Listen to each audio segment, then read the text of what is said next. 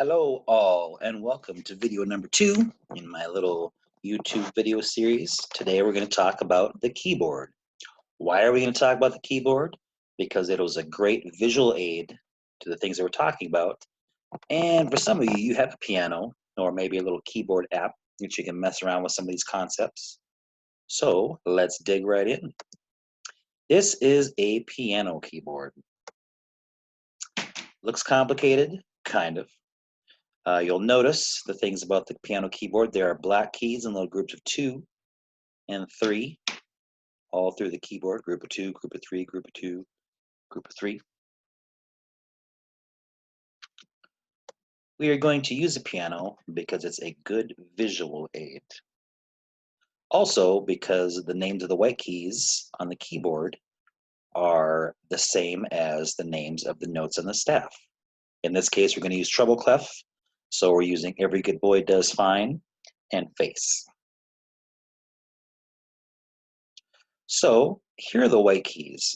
Now you'll notice every note on this has a representation on the keyboard.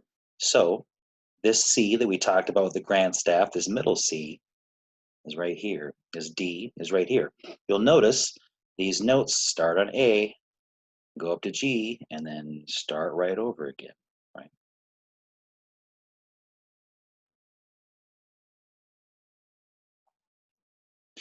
If you play the keyboard, you'll notice the pitches will rise as you go to the right, and they will get lower as you go to the left. So this is the low end of the keyboard with the low notes, and this is the high end of the keyboard with the high notes.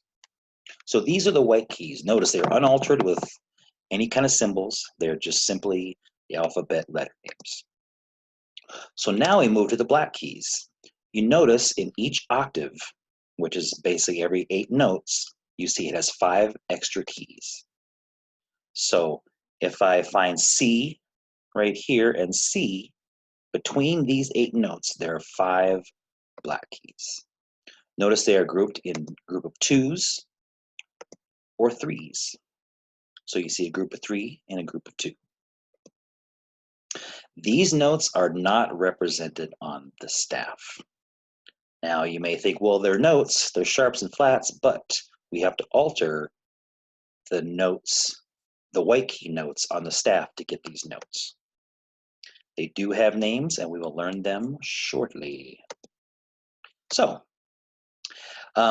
if you want to find any C on a keyboard, not even specifically middle C, it's found just to the left of any group of 2 black keys. So, you notice we have 2 black keys right here.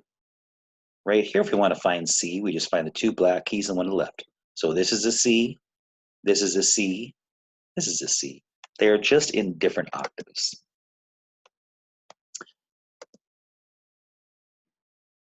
And these little arrows will show you where the different C's are. I know you can barely see them, but and by knowing where C is, you can find any other note just by using your alphabet up and down.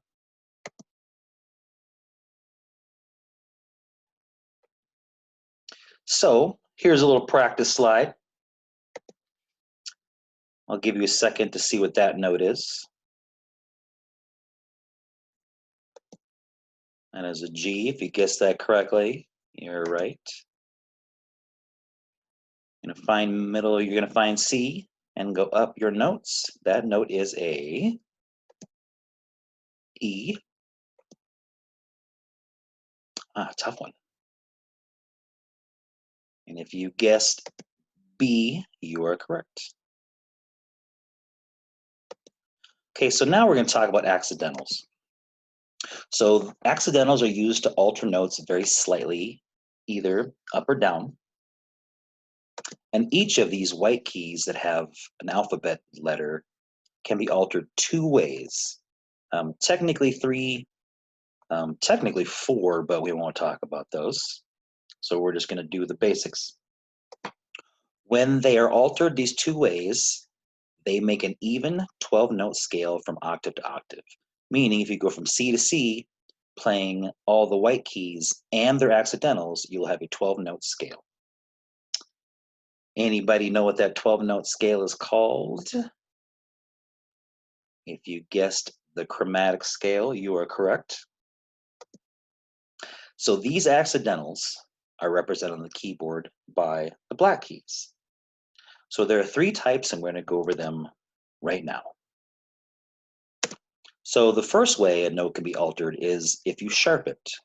So the sharp looks like this, not a hashtag. This raises a note by 1/2 step. So when you put this on the staff, it always goes in front of a note. And when you write it, when you say C sharp, it is placed after. Only if you write the letter C and the sharp, if we're talking about it as a letter. Remember, if it's on a note, it's in front of it. And when you write it out, it's placed after.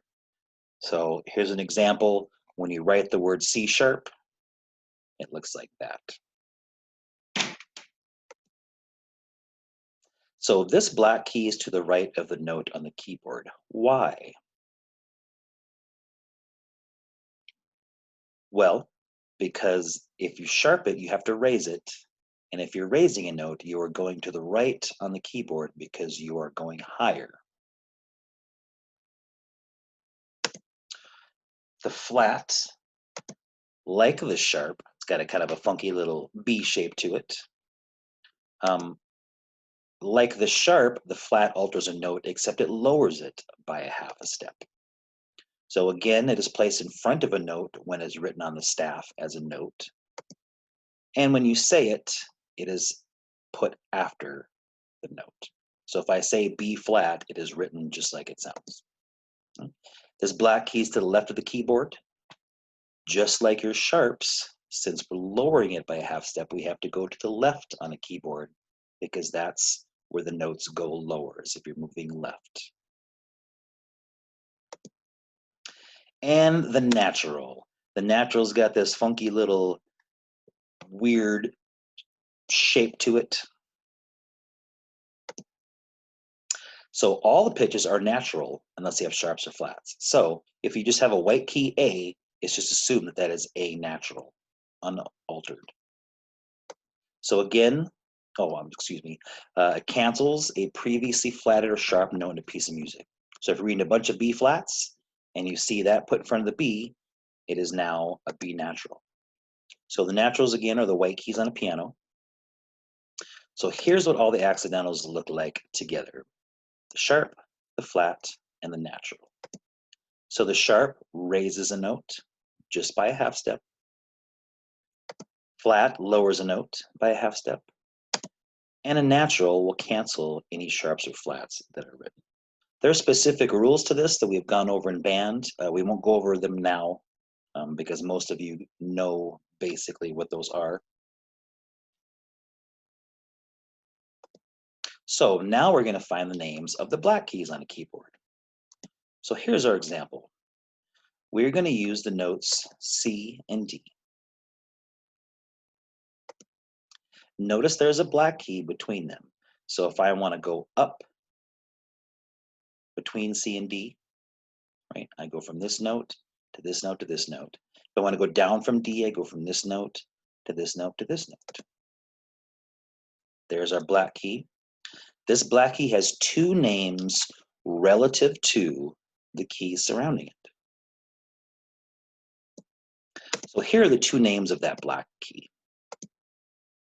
So it is to the right of C.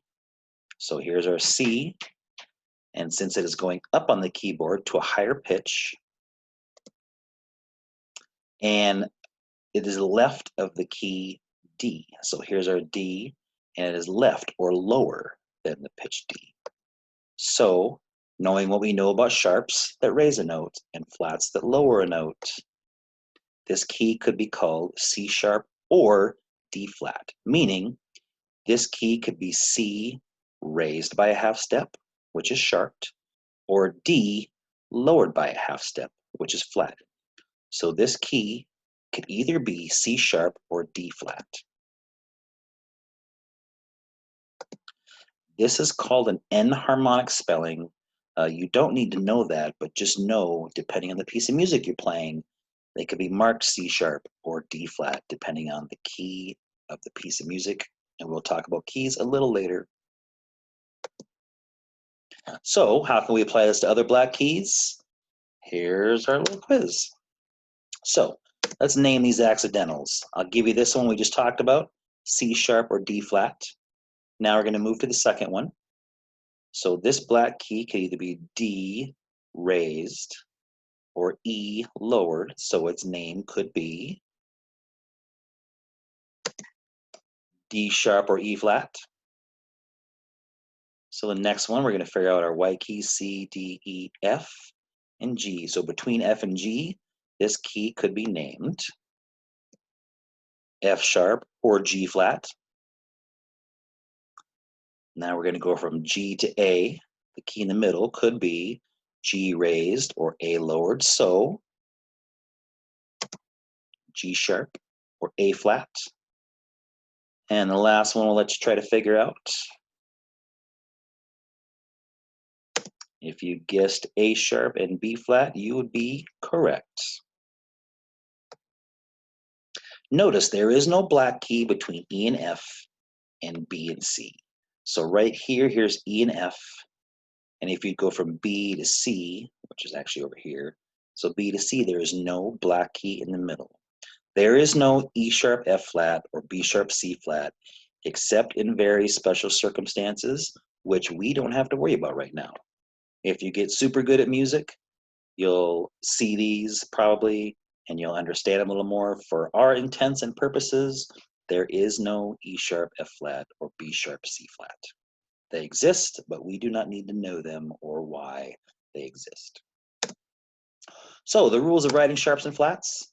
When you talk about the note name, the symbol comes after. So if I say C sharp, it's spelled C with the sharp sign. And when it's on the staff, it comes before the left of the note. Why? Well, if you're reading a staff from left to right, you need to see that sharp before the note so you know to sharp it. They can all have two different spellings. This is because of its function in scales and chords, which is a little more advanced than I want to get into with you guys. Each note can be altered three ways: sharp, flatted, and natural. So now we can know all the names on the keyboard. Before I show you this, if you want to comment here with your name, I want you to comment your favorite band or your favorite type of music to get credit for watching this assignment. Here is the total names of the keyboard. So if you want to, you can pause this if you're confused, and you can see all these different keys with their enharmonic spellings. So we'll use this D and E, known as D sharp, E flat. And you can see all through the octaves, which is from C to C, and C to C, or F to F, right? You'll see that we have 12 notes, 3, 4, 5, 6, 7, 8, 9, 10, 11, 12, and then we're back at our octave. And you can see there are no black keys between E and F and B and C. So now you have a nice little visual representation of the keyboard to mess around with. You can find a little keyboard app and screw around with some of those notes. You can use this, transfer this knowledge onto your instrument. Like I said, we use the keyboard because it's a good visual aid. I hope you guys are still doing well when you see this video. And again, I miss you guys, and I hope that everything is going great. This ends this part of the video. See ya!